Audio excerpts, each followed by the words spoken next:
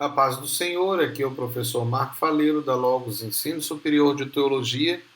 Você está na disciplina Apologética Cristã, do curso de bacharel em Teologia.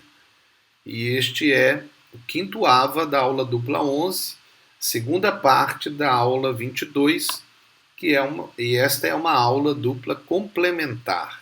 Estamos a falar da apologética fraternal, e essa é uma filosofia institucional da Logos. Você já deve ter visto, é claro que tenha o visto, as avas anterior, e é importante que veja para entender essas duas últimas avas que teremos terminar essa proposta institucional da Logos. Vamos seguir então. A apologética fraternal. Então, é a busca, não é a busca do politicamente certo. Então, isso aí, eu creio que ficou claro. Se você teve dúvida, reveja as avas anteriores. Como alguns defensores do grande ecumenismo querem introduzir no cristianismo. Então, veja, quando nós falamos que a Logos tem uma apologética fraternal, nós não estamos nos ligando ao grande ecumenismo. Não é essa a nossa proposta. Nós sabemos que dentro do grande ecumenismo tem a proposta da religião única, né? O Deus único de todos. Então Alá é a mesma coisa que Jeová, é a mesma coisa que o Deus da nova era, né? Então Cristo é a mesma coisa que Maitreya, mesma coisa que Buda, mesma coisa que Mohamed, e assim por diante. Não, né? Essa é a nossa proposta. Não é uma tentativa de criar um politicamente certo religioso. Não, não é isso. Então, se você pensou assim, retire isso da sua cabeça. Essa não é a nossa proposta, de forma nenhuma. Me perdoe até nessas aulas, na verdade todas as minhas aulas, né, eu sou muito apologeta, às vezes sou um pouco mais forte ao dizer algumas coisas, mas a minha proposta é realmente uma proposta de estar falando a quem está querendo ouvir. Vamos ver então.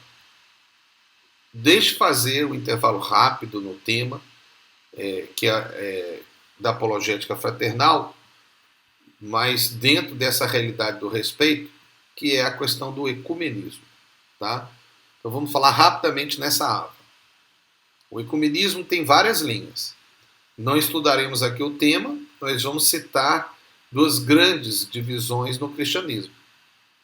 Nós podemos citar pelo menos 6 linhas de pensamento ecumênico. Você pode fazer um estudo à parte sobre isso, mas está aí. Ecumenismo espiritual, ecumenismo institucional, ecumenismo oficial, ecumenismo doutrinal, ecumenismo local e ecumenismo secular. Se você quer fazer esse estudo, entra aí na Wikipédia mesmo, que eu peguei aí. Você vai ver que cada um deles é. Mas eu vou falar de uma forma rápida. Agora, veja. Basicamente, nós temos duas grandes divisões do cristianismo, que são o ecumenismo institucional, com o Conselho Mundial das Igrejas, e o ecumenismo oficial e doutrinal, com a Aliança Mundial das Igrejas. Aqui em Angola, por exemplo, você encontra a AEA ligada à Aliança Mundial de Igrejas e a SICA ligada ao Conselho Mundial de Igrejas. Você vai ver que são ecumenismos diferentes. Agora, nós, pentecostais, consideramos o ecumenismo oficial e doutrinal, que é aquele adotado pelas igrejas ligadas à AEA, né, que são igrejas evangélicas, e aqui em Angola reconhecidas, e aqui é bom sempre eu dizer que igreja não precisa de reconhecimento do governo para ser igreja. Igreja é igreja a partir do momento que segue Jesus, porque igrejas são pessoas, não são instituições. Mas a igreja precisa de se organizar e precisa de se legalizar. Só não vai se legalizar se a legalidade impede que a igreja seja igreja. Esse é um outro assunto a se tratar. Agora, nós pentecostais consideramos o ecumenismo oficial e doutrinal, talvez institucional também, no que chamamos de interdenominacional. E a Logos é interdenominacional. Tem várias denominações.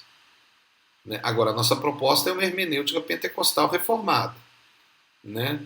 Também holística e também interdenominacional. Então, essa é uma proposta que, se você quer saber mais, você vai ter que perguntar, né, ou na Logos, na secretaria, ou então ao seu professor de hermenêutica, para que ele explique essa proposta. Mas, considerando apenas o ambiente estritamente cristão evangélico, certo? Porque nós não cremos no grande ecumenismo, né? De que há relacionamento religioso entre, por exemplo, a igreja cristã e o islamismo, ou o budismo, o espiritismo, o hinduísmo, seja o que for. Nós não temos, nós não aceitamos um relacionamento religioso com, por exemplo, igrejas messiânicas africanas, como os que seguem Simão Kibango, Simão Toko, né?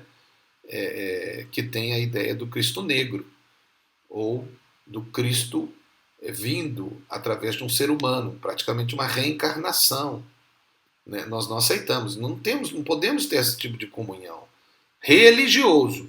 Podemos ter uma comunhão como ser humano, com aquele amor que temos com qualquer um. Até um satanista, nós podemos amar uma pessoa e amá-lo e querer salvá-lo. Mas eu não vou concordar com que e nem vou fazer um culto com alguém que não segue Jesus. Então, isso é um ponto que precisa ser considerado. Por isso, normalmente reunimos no ambiente das alianças, rejeitando o Conselho Mundial de Igrejas. Bom, fica à parte, então, essa ideia do ecumenismo, para ficar bem claro que a nossa ideia fraternal ou interdenominacional é dentro do ambiente cristão evangélico. Mas vamos voltar ao tema principal da nossa apologética cristã. Apesar de que é fundamental você ter um conhecimento e uma certeza do seu ecumenismo.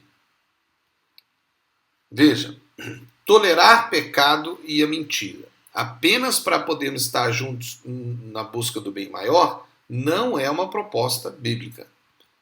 Mas, professor, de que forma prática não citamos o nome do oponente? Por que não citar o nome do oponente?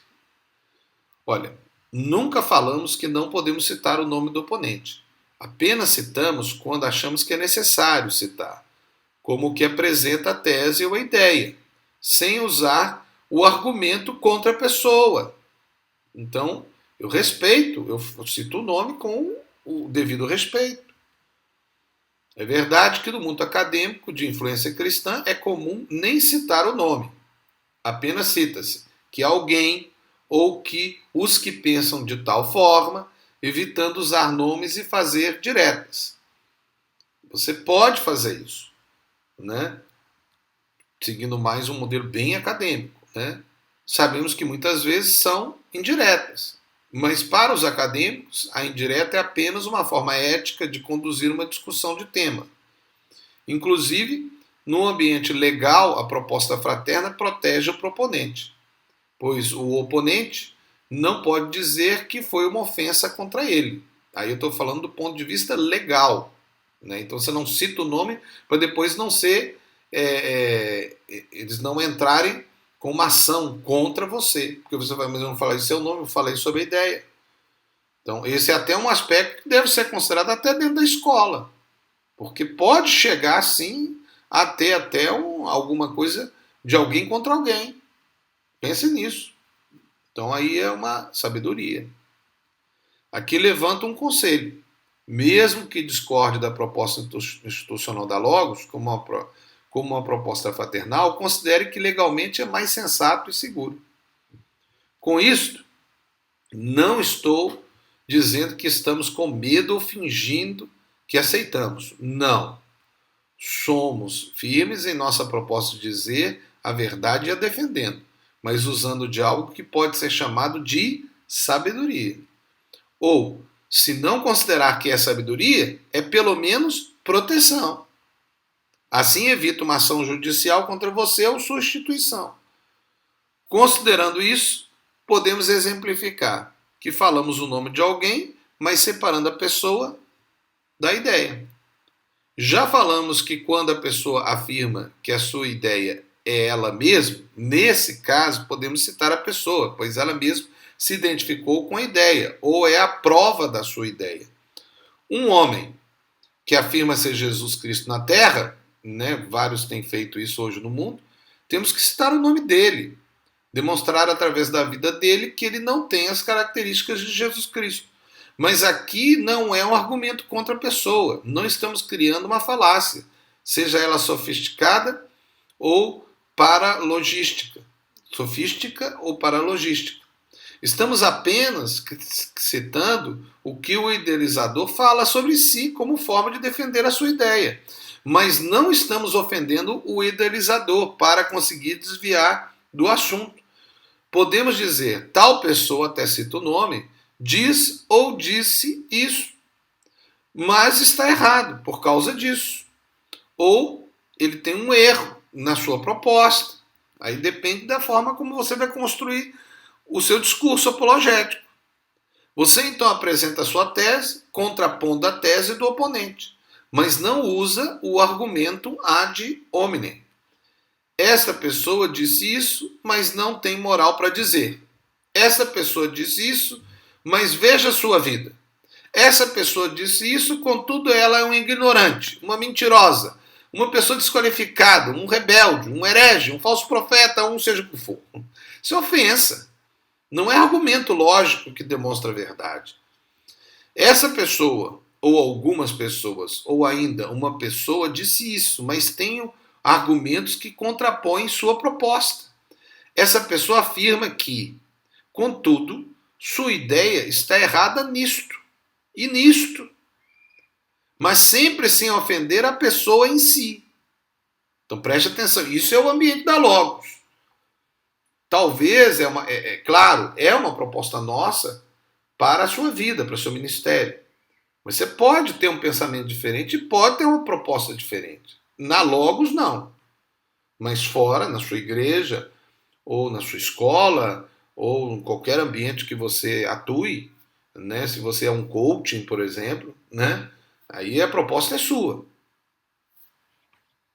Se acha que pode usar o argumento contra a pessoa, isso é uma decisão sua. Você, contudo, deve sempre considerar o que a moral cristã ensina como conduta. Mas, no ambiente acadêmico do mundo todo, o argumento contra a pessoa é eticamente rejeitado num discurso acadêmico superior. Então, isso é uma realidade ética do mundo acadêmico superior. Okay? Pode ter algumas academias que aceitam, né? Mas em geral não. Somente academias com ideologias não cristãs, como as islâmicas ou ateístas, pode ser aceito.